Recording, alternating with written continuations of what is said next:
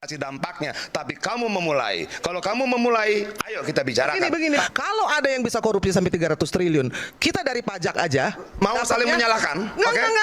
Mau saling menyalahkan, oke? Saya tidak. Vonis tentang si Muiz itu di pemerintahan siapa?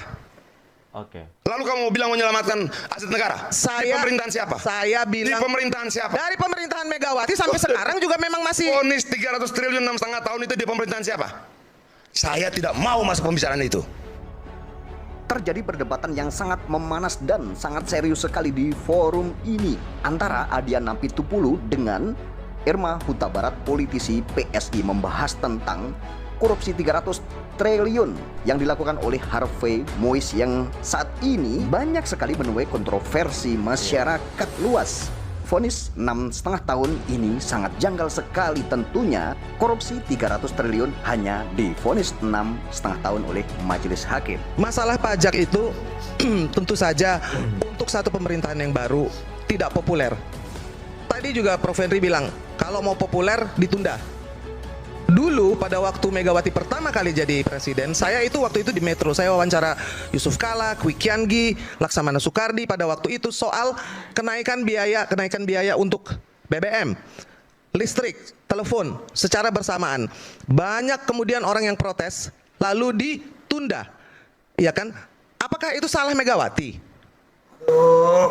Itu pada waktu itu kan baru menjabat juga. Sekarang di pemerintahan yang baru ini dianggap tidak populer karena ada kenaikan pajak 12%. Ya kan? Pajak 12% itu kan bukan hasil dari pemerintahan yang ini. Itu sudah dibahas sejak bertahun-tahun yang lampau. Dengan kenaikan pajak itu pun disesuaikan. Tidak semuanya kena. Oke, saya jawab boleh? Lalu saya bicara itu dari satu sisi ekonomi. Lalu tadi teknologi kan ini kan ngomong dari 2024 ke 2025. Nanti teknologi saya berikan kesempatan, tapi kita selesai satu-satu dulu. Silakan Bang Adian. Ini teman dari Gerindra, betul.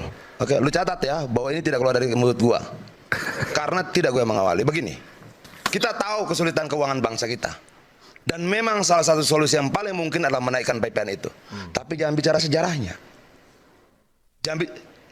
Saya merasa bahwa jalan satu-satunya bukan hanya dengan pajak. Kalau koruptor-koruptor itu dirampas asetnya, mungkin bisa lebih banyak dari pajak. Satu-satunya Ibu, dari pajak yang didapat. Saya katakan salah satunya adalah pajak. Tapi saya tidak mau berbicara tentang sejarah dari undang-undang itu. Kenapa? Saya mau berbicara bagaimana mengantisipasi dampaknya. Tapi kamu memulai. Kalau kamu memulai, ayo kita bicarakan. Tapi kamu harus tahu bahwa kemudian yang membukanya bukan saya. Begini, bukan soal yang buka, soal yang tutup. Enggak. Kalian penjelasan dalam pasal berikutnya di undang-undang yang sama, pemerintah diberikan kewenangan untuk menurunkan pajak sampai 5%, bahkan menaikkan sampai 15%. Itu tergantung mereka mau atau tidak. Dan bisa dibahas dalam era APBN. Jangan. Makanya saya maunya kita bicara, oke. Pernyataan-pernyataan Irma Huta Barat dipatahkan oleh Adian Apitupulu. Tentunya Irma Huta Barat ini tidak bisa menjawab loh. Kebingungan loh ya, mau menjawab ya. Ini ekonomi berat. Oke, makan gratis, butuh anggaran, IKN butuh anggaran, semua butuh anggaran. Kita tidak mau ada yang tidak berjalan. Salah satu solusinya pajak. Oke? Akan ada dampak, ada. Yuk kita bicara menangani dampaknya, yuk. Jangan bicara sebab naiknya.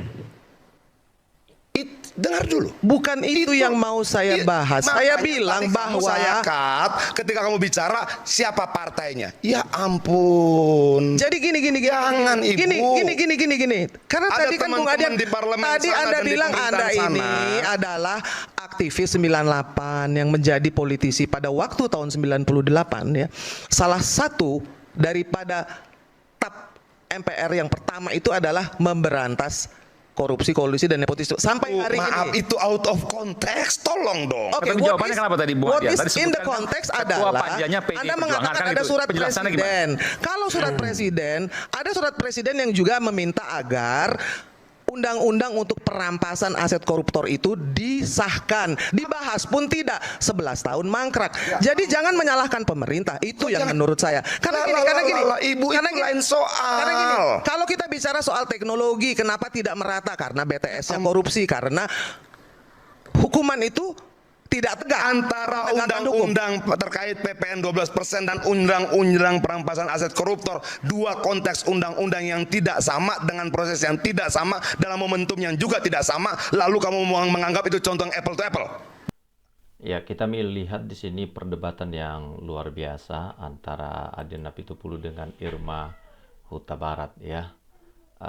Teman-teman, kalau kita perhatikan bahwa apa yang terjadi dalam beberapa waktu terakhir ini dampaknya sungguh kita rasakan oleh masyarakat biasa ya, terkait dengan situasi politik yang memanas ya. Kita baca beberapa komentar ya.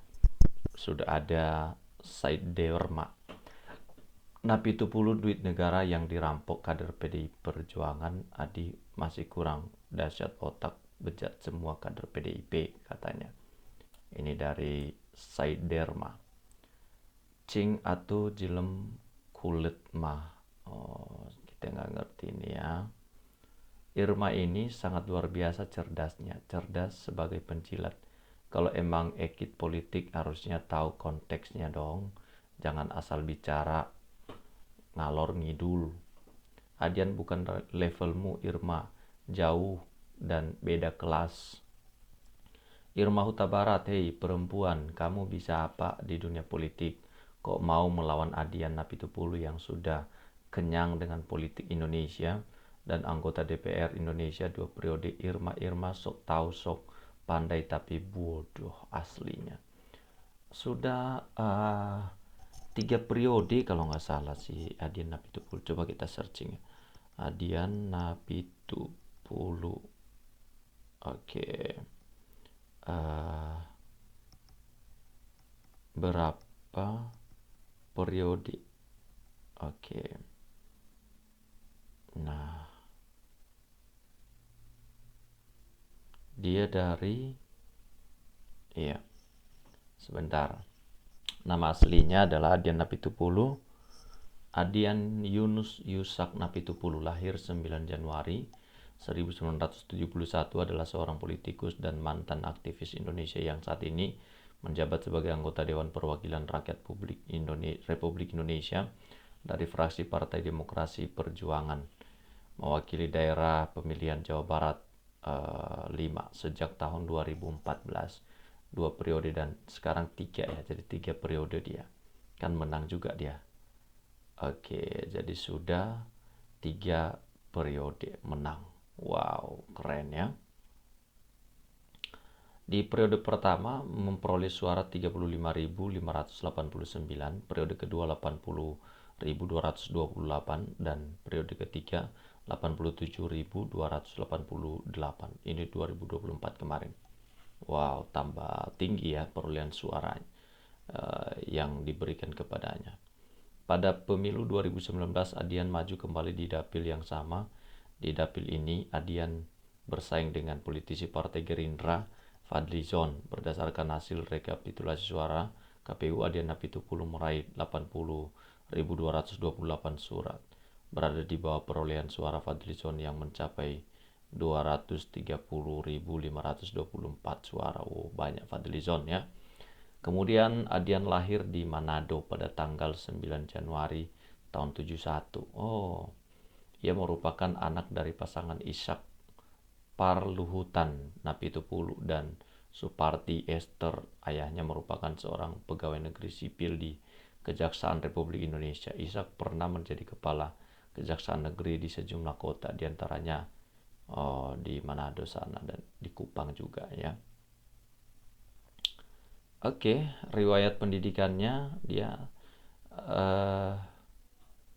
S1 ya. Oke, S1. Baik, bagaimana tanggapan Anda? Silakan teman-teman memberikan komentar Anda. Nah, kalau kita lanjutkan, kita baca lanjutan komentar di video ini. Jenis, model, bentuk, dan wujud wanita penjilat sok membela rakyat, sebenarnya penjilat penguasa sok bilang perampasan aset korupsi, tapi vonis ringan pelaku koruptor korupsi 300 triliun cuman diem pura-pura budek. Oke, Adian dulu mungkin bisa dipercaya, sekarang nggak bisa sama sekali katanya. Oke, perampasan aset dilempar ke sana kemari, apa gunanya pemerintah punya koalisi besar, masa dilempar alasan ke PDI Perjuangan? Iya, mereka bisa lah bohong katanya PDI Perjuangan yang menghalangi pengesahan undang-undang perampasan aset. Kenapa tidak mengesahkannya segera oleh Kim Plus, atau plus bohong-bohongnya ditambah pertobatan dan pengampunan para koruptor super kakap sampai 300 triliun. Irma dengan PSI jadi aktor membela pisang goreng-goreng atau koruptor goreng-goreng. Para kami rakyat sudah muak dengan semua kebohongan. Betul ya, undang-undang perampasan aset kan harusnya bisa diputuskan. Dan mereka Kim Plus banyak, pasti suaranya kan mayoritas, pasti menang dong.